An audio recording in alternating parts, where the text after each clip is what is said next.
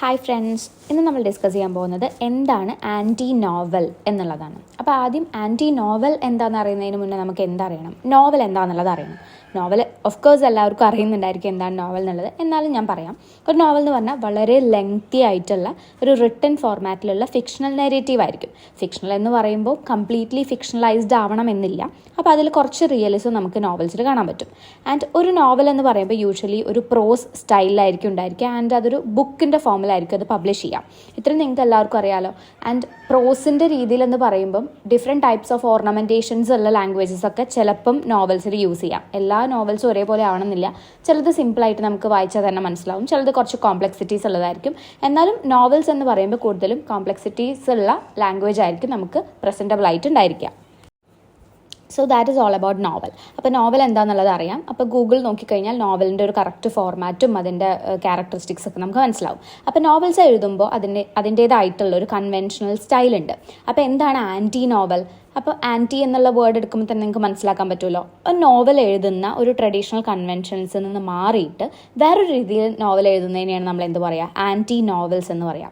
Okay, അപ്പോൾ ഈ books anti novels എന്ന് പറയുമ്പം ഈ തരത്തിലുള്ള ബുക്സ് ഒരു നോവൽ എങ്ങനെ ആയിരിക്കണം എന്നുള്ളതിൻ്റെ ആ ഒരു ലിമിറ്റിനെ ബ്രേക്ക് ചെയ്യുകയാണ് ചെയ്യുന്നത്. അങ്ങനെ ബ്രേക്ക് ചെയ്യുക എന്ന് പറയുമ്പോൾ ഇതിൻ്റെ ഫീച്ചേഴ്സ് എന്താണെന്നുള്ളതാണ് നമ്മൾ മനസ്സിലാക്കേണ്ടത്. അപ്പോൾ ആദ്യത്തെ കാര്യം എന്ന് പറയുന്നത്, എപ്പോഴും നോവൽസിന് ഒരു സീക്വൻഷ്യലി അറേഞ്ച്ഡ് ആയിട്ടുള്ള പ്ലോട്ട് ഉണ്ടായിരിക്കും അല്ലേ. ഇവിടെ എന്ന് പറഞ്ഞു കഴിഞ്ഞാൽ ഒരു പ്ലോട്ട് ഒരുമിച്ച് ഇങ്ങനെ കുറേ കണക്ഷൻസ് ആയിട്ടുള്ള ഓരോ സീൻസ് അറേഞ്ച് ചെയ്തിരിക്കുന്ന ഒരു പർട്ടിക്കുലർ ഫോർമാറ്റിലായിരിക്കും അറേഞ്ച് ചെയ്തിരിക്കുന്നത്. പക്ഷേ ഇവിടെ അങ്ങനെ നമുക്ക് ഉണ്ടാവില്ല. ആൻഡ് അതുപോലെ തന്നെ ക്യാരക്ടർ ഡെവലപ്മെൻറ്റ് എന്ന് പറയുന്ന ഒരു സംഭവം നമ്മൾ ആൻറ്റി നോവൽസിൽ നോക്കേ വേണ്ട, അതുണ്ടായിരിക്കില്ല. സാധാരണ ഒരു നോവലൊക്കെ എടുക്കുമ്പോൾ നമുക്കറിയാം അല്ലേ, ഒരു മെയിൻ ക്യാരക്ടറിൻ്റെ ഒരു ഡെവലപ്മെൻറ്റ് നമുക്കുണ്ടാവും, നല്ല രീതിയിലുള്ള ഒരു ഡെവലപ്മെൻറ്റ്. ചിലപ്പോൾ ഭയങ്കര മോശപ്പെട്ട ഒരു ക്യാരക്ടർ നല്ല അടിപൊളിയായിട്ട് നോവൽ എൻഡ് ആകുമ്പോഴത്തേക്ക് അടിപൊളിയായിട്ടുള്ള ഒരു ക്യാരക്ടറായി മാറും. അങ്ങനത്തെ ഒരു ക്യാരക്ടർ ഡെവലപ്മെൻറ്റ് കാണാൻ പറ്റും. പക്ഷേ ആൻറ്റി നോവൽസിൽ അത് നമുക്ക് തീരെ കാണാൻ പറ്റില്ല എന്നാണ് പറയുന്നത്. ആൻഡ് അതുപോലെ തന്നെ അടുത്തൊരു കാര്യം എന്ന് പറഞ്ഞു കഴിഞ്ഞാൽ ഇവൻറ്റ്സ്, അതായത് നോവലിൽ നടക്കുന്ന ഇവൻറ്റ്സിന് ഒരു ഓർഡർ ഉണ്ടാവണം എന്നില്ല. അതുകൊണ്ട് തന്നെ നമുക്ക് നോവൽ മനസ്സിലാക്കിയെടുക്കാൻ കുറച്ച് ബുദ്ധിമുട്ടായിരിക്കും. അപ്പോൾ ആ ഓർഡർ എങ്ങനെയാണെന്നുള്ളത് നമ്മൾ വായിച്ച് വരുമ്പം നമുക്കൊരു കൺഫ്യൂഷൻ വരും. അങ്ങനത്തെ ഒരു നോവലായിരിക്കും ഈ ആൻറ്റി നോവൽസ് എന്ന് പറയുന്നത്.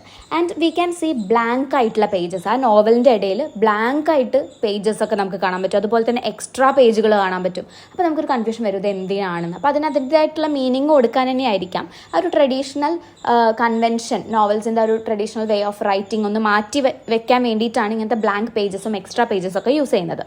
And we can see alternative endings കൊണ്ടുവരും. അതായത് മൾട്ടിപ്പിൾ എൻഡിങ്സ് എന്നൊക്കെ കേട്ടിട്ടില്ലേ, അതേപോലെ ഓൾട്ടർനേറ്റീവ് ആയിട്ടുള്ള ഒരു എൻഡിങ് ആയിരിക്കും കൊണ്ടുവരുന്നത്. അപ്പം ചിലപ്പോൾ ഡബിൾ എൻഡിങ് ഉണ്ടായിരിക്കും, മൾട്ടിപ്പിൾ എൻഡിങ്സ് ഒക്കെ നോവലിൽ നമുക്ക് കാണാൻ സാധിക്കും. അതുപോലെ തന്നെ ഈ നോവൽ എന്ന് പറയുമ്പോൾ നമുക്കറിയാം ഒരു ബുക്കായിരിക്കുമല്ലോ. ആ ബുക്കിൽ നമുക്ക് ഡ്രോയിങ്സ് ഒക്കെ കാണാൻ പറ്റും. നമ്മൾ ചില നോവൽസ് ഒക്കെ എടുക്കുമ്പോൾ കണ്ടിട്ടില്ലേ ഡ്രോയിങ്സ് ഇൻ ദ സെൻസ് ആ പെർട്ടിക്കുലർ പ്ലോട്ടിനെ ബേസ് ചെയ്തിട്ടുള്ള ക്യാരക്ടേഴ്സിൻ്റെ ഡ്രോയിങ്സോ അല്ലെങ്കിൽ അതിലെന്തെങ്കിലും സീൻസ് ഒക്കെ ആയിരിക്കും നമുക്ക് കാണാൻ പറ്റുന്നത്.